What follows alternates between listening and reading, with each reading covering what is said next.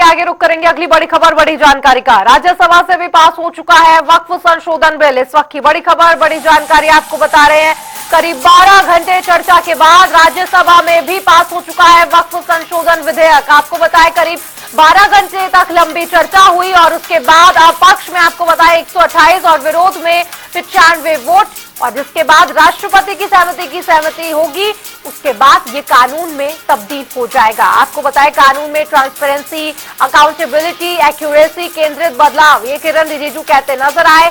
हमने देखा राज्यसभा में भी तीखी नोकझोंक देखने को मिली, लेकिन उसके बाद लंबी चर्चा हुई 12 घंटे तक की, जिसके बाद राज्यसभा में भी वक्फ संशोधन विधेयक अब पास हो चुका है और अब केवल राष्ट्रपति द्रौपदी मुर्मू की सहमति के बाद इसे कानून में तब्दील कर दिया जाएगा। आपको बताएं लगातार विरोध किया जा रहा है अभी भी पास होने के बावजूद भी, लेकिन राष्ट्रपति की सहमति और फिर ये कानून में तब्दील होगा। हमको मुसलमान को बारे में बात करने का अधिकार नहीं है। मुसलमानों के बारे में बोलने का और सोचने का अधिकार सिर्फ उनके पास है। आप कॉन्स्टिट्यूशन का बात करते हैं, भारत का जो सरकार है, किसी को धर्म के आधार पर तो आप अपना काम नहीं कर सकते। सबको नागरिक, भारतीय नागरिक होने के नाते सबको एक दृष्टिकोण से हमको देखना होता है, सबको बराबर देखना होता है। जब मोदी जी ने कह दिया कि सबका साथ सबका विकास, वही तो संविधान का स्पिरिट है। तो अगर मुसलमान गरीब है, मुसलमानों में गरीबी ज्यादा है, तो किसने बनाया?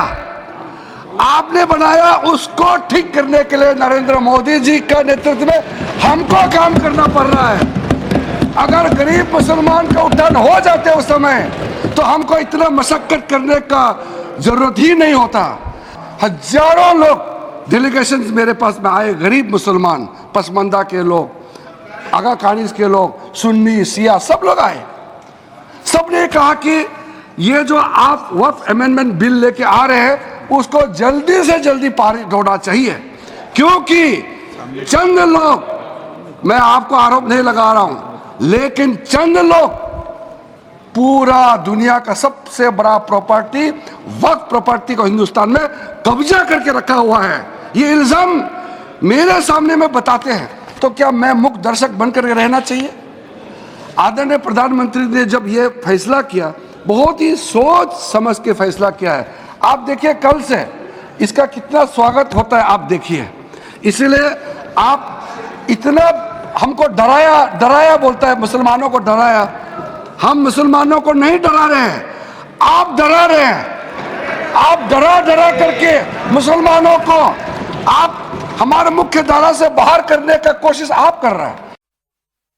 कि सरकार, भारत सरकार आदरणीय मोदी जी के नेतृत्व में इस वक्फ बिल, इस उम्मीद को जो लेकर के आई है, वो कहीं बुलडोज कर रही है। ये ध्वनि देने की कोशिश हो रही है। मैं इसको सबसे पहले एक जिम्मेवार राजनीतिक दल के राष्ट्रीय अध्यक्ष के रूप में इस ध्वनि को समाप्त करके, इस नैरेटिव को जो बनाया जा रहा है उसका पुरजोर विरोध करता हूं। और आपके माध्यम से, इस सदन के माध्यम से देश की जनता को यह बताना चाहता हूं कि प्रधानमंत्री मोदी जी के नेतृत्व में चलने वाली सरकार पूरी तरीके से डेमोक्रेटिक नॉर्म्स को फॉलो करके आगे बढ़ रही है। इसमें कमियां हैं, खामियां हैं, इसको आप ये देखना चाहिए।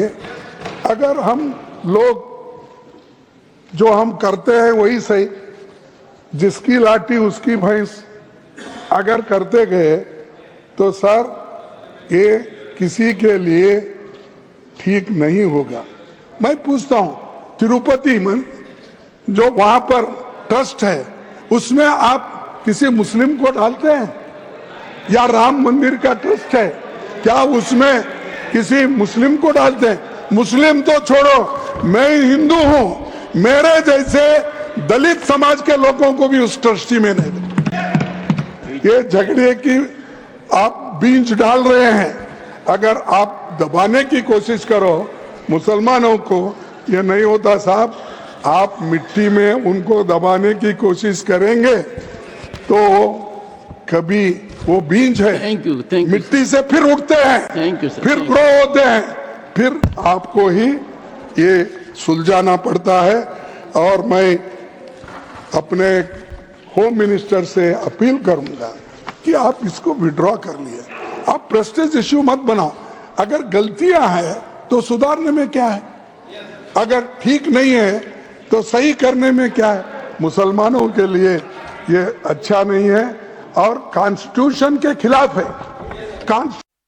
देखिए, आज बाबा साहब डॉक्टर भीमराव अंबेडकर के संविधान की हत्या की गई है, लोकतंत्र की हत्या की गई है और एक गैर संवैधानिक बिल संख्या बल के आधार पर पास किया गया है। आम आदमी पार्टी ने इसका विरोध किया। ऐसे ऐसे प्रावधान इस बिल के अंदर हैं जो अपने आप में बड़े हैरान करने वाले हैं। तो कुल मिलाकर ये एक बहुत ही गलत बिल पास हुआ है। संविधान में जो अधिकार धारा 25-26 में मिली है इस देश के लोगों को कि अपनी धार्मिक मान्यताओं के हिसाब से वो अपने धार्मिक संपत्तियों का प्रबंधन कर सकते हैं, उसके खिलाफ है।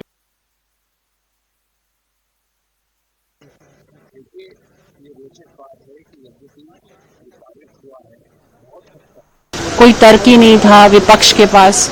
जो तर्क था वो खुद भी मुझे नहीं लगता उस पर विश्वास कर रहे थे, जनता भी विश्वास नहीं कर रही थी। कल लोकसभा में पास होने के बाद ये पक्का हो गया था कि राज्यसभा में होगा, क्योंकि बाहर जो जनता की खुशी थी लोकसभा में पास होने के बाद वो हम सबको नज़र आ रही थी, न्यूज़पेपर्स में नज़र आ रही थी, लोगों से बातचीत करके पता चल रहा था। हम खुश हैं कि आज ये हिस्टोरिक बिल पास हुआ, एक कानून बना और वक्फ की प्रॉपर्टी पे जो इल्लीगल लोग बैठे हुए थे अब मुझे लगता है उनको खाली करनी पड़ेगी। जो जिन लोगों के लिए है वो प्रॉपर्टी उनके काम आएगी, वो पैसा जिनके लिए काम आना चाहिए वो आएगा। हम मुसलमानों के विरोध में नहीं है, हम मुसलमान को पूरा सपोर्ट करना चाहते हैं और गरीब मुसलमान हो बाकी मुसलमान हो सबको सपोर्ट करना चाहते हैं। और मोदी सरकार ने अपना जो सेकुलर स्टैंड है ये देश के सामने रखा है और वक्फ बिल के माध्यम से तमाम जो मुस्लिम कम्युनिटी है उनको न्याय देने वाला बिल पास हो चुका है। कि बहुमत आने का मतलब नहीं है कि हर चीज का ज्ञान आप ही को है। एक संजीदगी, एक बड़ा हृदय दिखा करके आप पूरे डॉग विसिल को आधार बना करके जो करने की कोशिश कर रहे थे वो कतई उचित नहीं था। फिर भी आपने संख्या बल अर्जित करने की कोशिश की, हालांकि वो भी बहुत अच्छा संख्या बल तो राज्यसभा में नहीं है अगर वो इंट्रोस्पेक्शन करें। लेकिन हम ये कहेंगे कि अभी भी लोगों के अंदर जो मन में असंतुष्टि है नागरिकों को, अगर उसको दूर नहीं किया तो इसका हश्र फार्म लॉस की तरह ना हो। इस देश के एक बहुत बड़े निर्णय का साक्षी बना है संसद भवन और लंबी चर्चा के बाद में आज ध्वनि मत से मैं कहूं कि जितना एनडीए के पास वोट था उससे कहीं ज़्यादा वोट मिला है और विपक्ष के पास जितना वोट था उससे कहीं कम उनको मिला है। और शायद ये पता था तभी इस चर्चा में ना तो राहुल जी बोले, ना प्रियंका जी बोली, ना सोनिया जी बोली। वो उनका पता ही नहीं चला कि वो पक्ष में है कि विपक्ष में है।